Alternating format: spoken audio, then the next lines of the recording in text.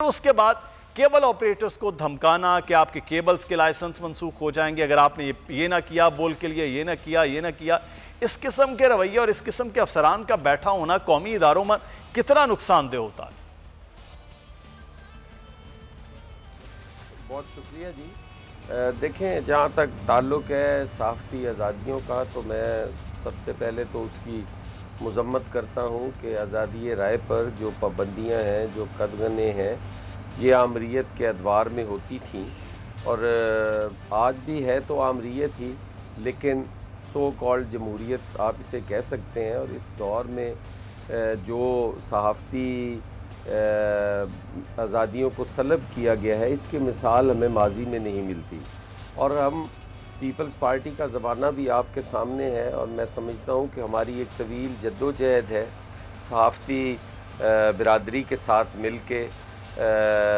جمہوریت کی بحالی کے لیے۔ محترمہ شہید نے اس کے لیے کوشش کی اور اس کے لیے آواز بھی اٹھائی، اور پھر ہمارا جو سابقہ دور تھا جس میں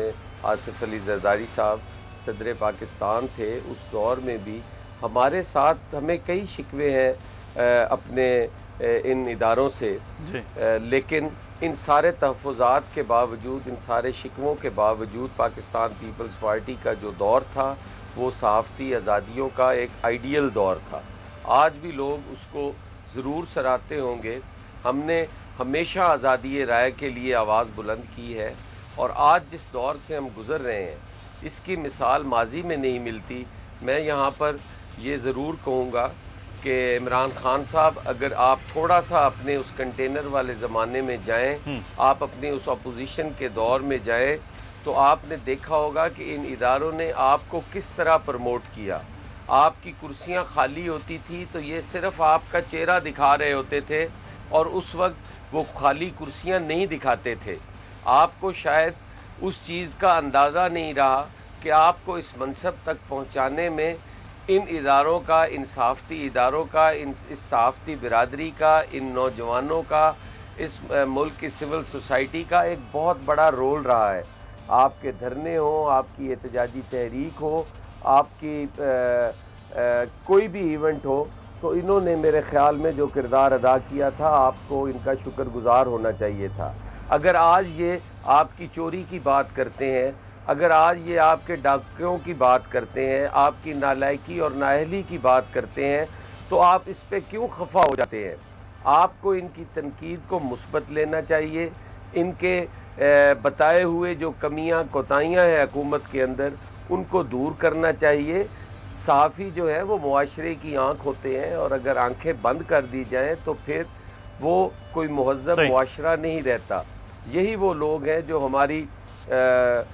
رہنمائی کرتے ہیں، ہمیں بتاتے ہیں چیزوں کا، ہمیں گراس روٹ لیول پہ جا کے عوامی مسائل کا بتاتے ہیں، اور اس پہ جو کامیاب حکمران ہیں وہ ان کے لیے وہ مشعل راہ ہوتی ہیں، اور وہ اس سے بالکل صحیح ہے۔ حسن مرتضیٰ صاحب، یہ تو معاملہ یہ ہے کہ صحافتی اداروں کا کام تو اب خبر دینا ہے، اگر ان پر ایک قدغن لگائی جائے وہ بھی ایک ریگولیٹر ادارے کی جانب سے، تو پھر معاملات یہی ہوں گے۔ اچھا، میں سلمان عابد صاحب کو بھی ٹک لوں گا، لیکن اس سے پہلے خبر دیتے چلیں کہ اس وقت ہمارے ساتھ دوبارہ سے موجود ہمارے نمائندے عمر حیات ہیں۔ اب کیا احتجاج کرنے والے کیا کوئی علامتی ہڑتال کر رہے ہیں؟ کیا طریقہ کار اب بتایا جا رہا ہے؟ مدثر، اس وقت جو ہے پیمرا ہیڈ کوارٹر کے باہر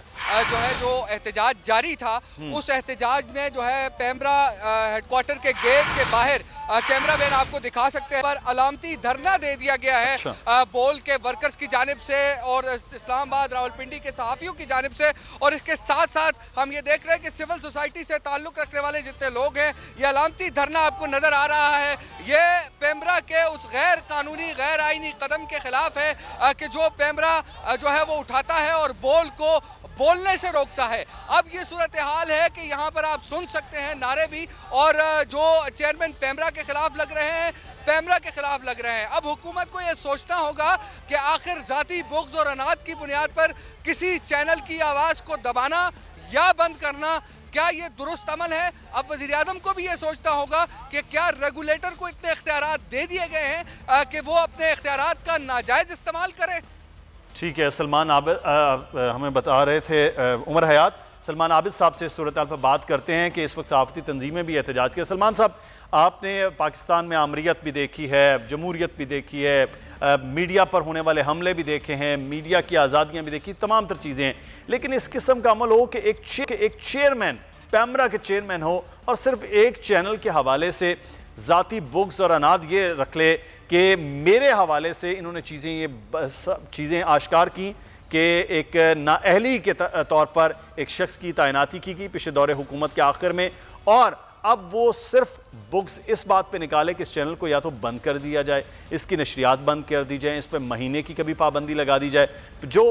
ایسی غیر قانونی تھی کہ فوری طور پر عدالت نے اس کو کالعدم کیا. پھر اب اوچھے ہتھکنڈے کیبل آپریٹرز، آپ یہ بھی بہتر طور پر جانتے ہیں کہ کس طرح سے ان کو زد و کوب کر کے آپ چینل کو ختم کر سکتے ہیں، کیبل سے، ٹی وی سے غائب کر سکتے ہیں. یہ ایک ہتھکنڈا استعمال کیا جا رہا ہے. اتنے بڑے ادارے پر اس قسم کے شخص کا بیٹھا ہونا، آپ نہیں سمجھتے کہ یہ نقصان دہ ہے ملکی قومی اداروں کے لیے بھی؟